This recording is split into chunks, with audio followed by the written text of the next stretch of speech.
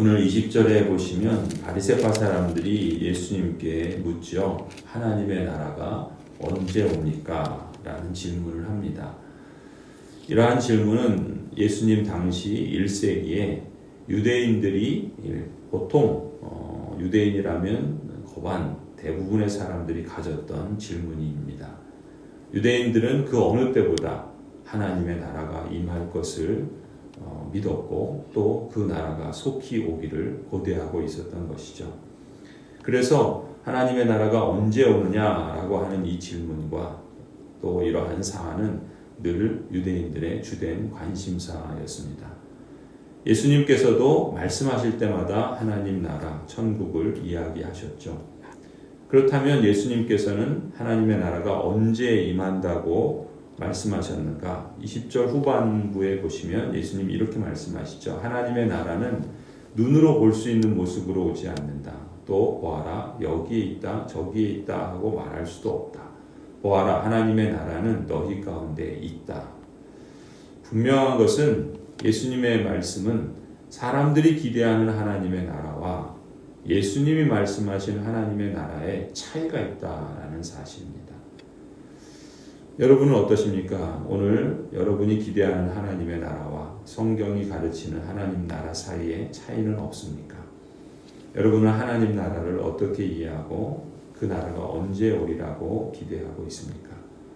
당시 유대인들은 하나님의 나라가 볼 수 있게 임하는 것으로 이해했습니다. 장소적인 개념으로 이해했던 것이죠. 또 유대 민족을 로마 제국의 오랜 지배와 압제로부터 해방시켜줄 그러한 메시아를 기다렸습니다. 민족 해방의 전쟁이 유대 곳곳에서 진행되고 있었죠. 그래서 그 해방 전쟁에서 승리한 개선 장군처럼 그들이 고대하던 메시아가 나타나서 그 하나님의 나라, 그들이 생각하는 그 나라를 눈으로 볼 수 있게 임하게 할 것이다 라고 기대를 했던 것입니다. 실제로 역사를 보면은 주전 2세기경 예수님께서 육신으로 이 땅에 태어나시기 한 200년 전에 유대 마카비 가문이라고 하는 그러한 유대인들이 유대 독립전쟁을 이루고 그래서 시리아의 셀루코스 왕조와 싸워서 한동안 유대 민족이 독립을 취한 그런 역사도 이미 있었습니다. 그리고 예수님 당시에도 사도행전 5장에 보는 것처럼 갈릴리 지방에서는 유다라고 하는 사람이 이 민족 해방, 독립전쟁을 위해서 민중 봉기를 하였고 또 드다라고 하는 사람도 이러한 봉기를 했을 때 많은 사람들이 또 그를 따르기도 했습니다. 그때마다 유대인들은 하나님의 나라가 여기 있다, 하나님의 나라가 저기 있다라고 들썩거렸던 것이죠. 그런 배경을 예수님께서 아시고 지금 사람들에게 그들이 기대하는 것처럼 하나님 나라가 볼 수 있도록 정치적으로 또 경제적으로 로마의 압제나 또 그들이 원하는 부요한 나라를 가져다 줄 것이다. 또 이 드다라든지 또 갈릴리의 그러한 사람이라든지 여러 사람들이 여기 있다 저기 있다 라고 말하는 것처럼 사람들의 그 민심과 또한 사람들의 생각했던 그 하나님의 나라 그것에 대해서 예수님도 아시고 말씀을 하셨던 것입니다. 이처럼 당시 사람들이 기대한 하나님의 나라는 로마의 식민지에서 해방되어 독립하는 정치적인 자유가 있고 또 하나님이 택하신 선민이라는 그런 특권의식을 갖고 유대인의 복지를 누리는 물질적인 안정과 세상적인 평안을 보장해주는 곳, 그런 나라를 기대를 했던 것이죠. 그러니 그 나라의 메시아로 오는 그러한 개선 장군은 힘이 있고 정치적으로 권력이 있고 경제적으로 부유한 그러한 사람이었던 것입니다. 그들이 기대한 하나님의 나라 그리고 그러한 때가 언제 오려는지 유대인들을 늘 노심초사 기다렸던 것이죠. 하지만 예수님께서 말씀하십니다. 바리새파 사람들이 또 유대인들이 예수님을 따라다니거나 아니면 의구심을 갖고 그에 대해서 조사하거나 했던 것은 모두가 한결같은 하나님의 나라가 그를 통해서 임하는 건 아닌가, 그가 메시아는 아닌가라고 하는 이런 기대나 아니면 그런 의구심에서 비롯됐는데, 예수님이 지금 바리새파 사람들의 질문에 대해서 대답하시는 하나님의 나라는 그들의 기대와는 영 달랐던 것입니다. 예수님은 놀라운 말씀을 하십니다. 21절에 보면 하나님의 나라가 너희 가운데 있다라고 말씀합니다. 너희 가운데라는 말은 당시 질문을 하던 바리새파 사람들 가운데 말씀하고 계시는 예수님을 통해서 하나님의 나라가 이미 임했다라고 선포하는 것과 같습니다. 하나님의 나라는 예수님의 존재와 예수님의 인격과 예수님의 설교와 예수님의 기적과 예수님의 사역과 함께 이미 임했다라고 선포하시는 것이죠. 누가복음 11장 20절에 보면은 예수님께서 이런 말씀을 하시죠. 내가 하나님의 능력을 힘입어 귀신들을 내쫓으면 하나님의 나라가 너희에게 이미 온 것이다 라고 하셨습니다.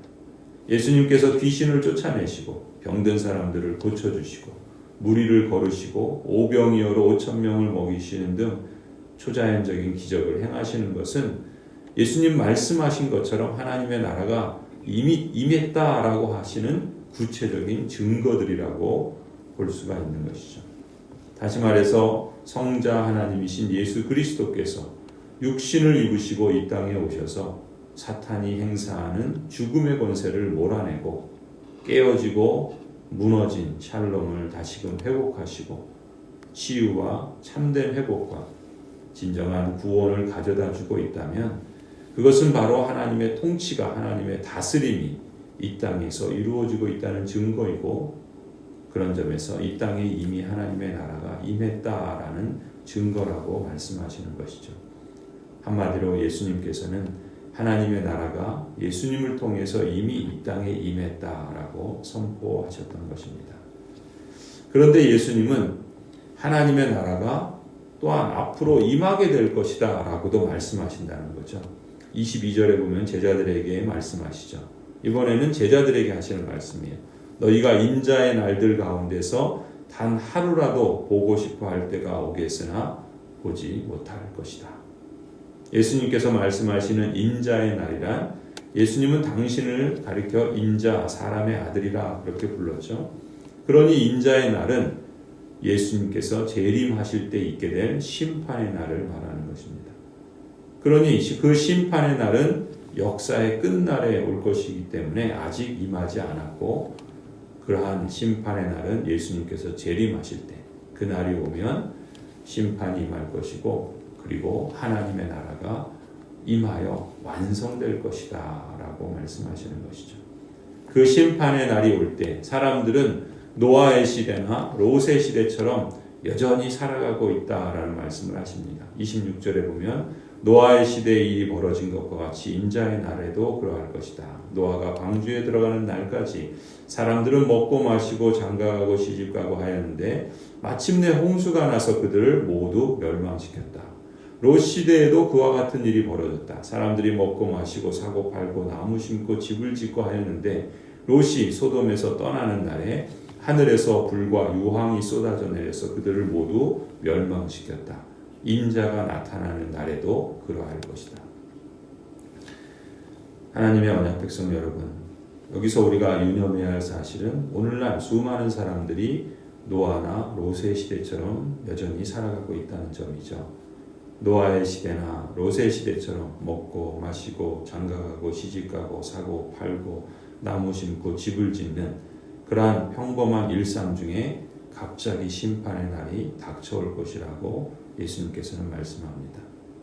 두려운 사실은 31절에서 35절을 보시면 그날엔 한 가족 중에도 심판을 받을 사람과 구원을 받을 사람이 갈리게 될 것이라 말씀하시죠. 33절입니다. 누구든지 자기 목숨을 보존하려고 애쓰는 사람은 잃을 것이고 목숨을 잃는 사람은 보존할 것이다.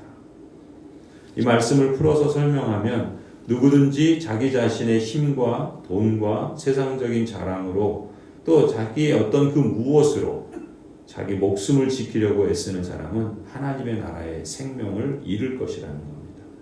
이 세상이 추구하는 방식으로 살지 않고 예수님을 믿고 신뢰하며 하나님의 언약 백성답게 사는 사람은 이 세상에서 필연 고난을 당하고 심지어 목숨을 잃을지라도 하나님 나라의 생명과 영원한 축복은 보존할 것이다 라고 말씀하시는 것이죠.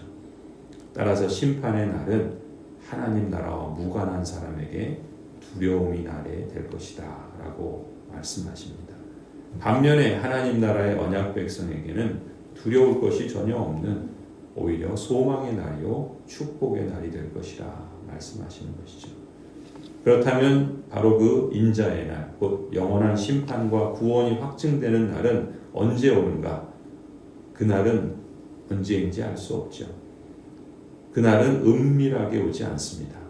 모든 사람이 다 볼 수 있도록 올 것입니다.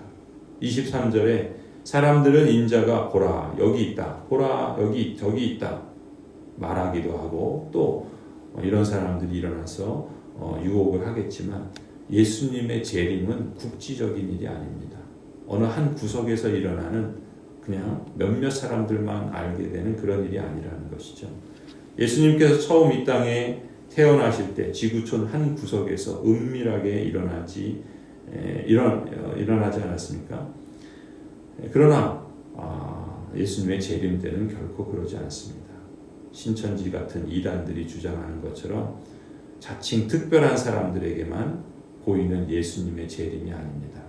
그날은 모든 사람이 다 볼 수 있도록 올 것입니다. 어디에서 그런 일이 일어나는가? 제자들의 질문에 예수님께서 말씀하시죠. 37절 주검이 있는 곳에는 또한 독수리들이 모여들 것이다 말씀합니다. 시체가 있는 곳에는 늘 반드시 독수리가 모이기 마련입니다. 독수리가 모이면 주검이 있음을 알 수 있듯이 애써 찾지 않아도 누구나 인자의 심판을 인지할 수 있고 다 보게 될 것이다 라는 예수님의 말씀입니다. 하나님의 언약 백성 여러분, 하나님의 나라는 이미 이 땅에 임했습니다. 그러나 그 나라는 아직 완성되지 않았죠. 머지않아 우리가 생각지도 못한 또 전혀 뜻밖의 날에 예수님께서 재림하실 것입니다. 그때 이 땅을 심판하시고 하나님의 나라를 완성해 주실 것입니다. 우리는 예수님께서 말씀하신 이 진리를 믿고 받아들이고 신뢰하기 때문에 그날이 올 때까지 우리는 다르게 살아가고자 깨어 있어야 할 줄로 믿습니다. 심판의 날이 구원의 날이 될 것을 우리는 믿기 때문에 소망의 날을 날마다 앞서 살아가야 하겠습니다. 우리가 주일 예배 때마다 부르는 하나님 나라 복음의 노래를 여러분 기억하시죠? 그 노래가 우리의 삶이 되고 이정표가 되고 실제가 되어서 날마다 이미 임한 하나님 나라의 복을 실감할 수 있기를 기원합니다. 개인의 종말이 와도 역사의 종말이 와도 우리는 두려움이 아니라 소망과 감격과 감사 가운데 그날을 온전히 기다리는 그러한 인생 여정이 되기를 간절히 축원합니다.